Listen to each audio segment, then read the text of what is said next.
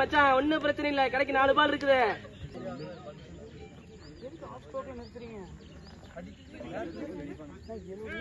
80 metre gain பண்ணுங்க.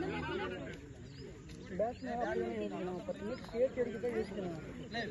சும்மா சொட்டா போட்டு கிளான்ஸ்க்கலாமே புக்ஸ் ஆகிட்டு இருக்கிறமா வாட்டுக்கார போகிறது அதுக்கு வெறியோட பால் அவன் அடிச்சது எதுவுமே லைனுக்கு வந்துருக்காரு. எப்பவுமே அவன் ஆடுறது பாருங்க, அதுதான் நான் யோசிக்கிறேன்.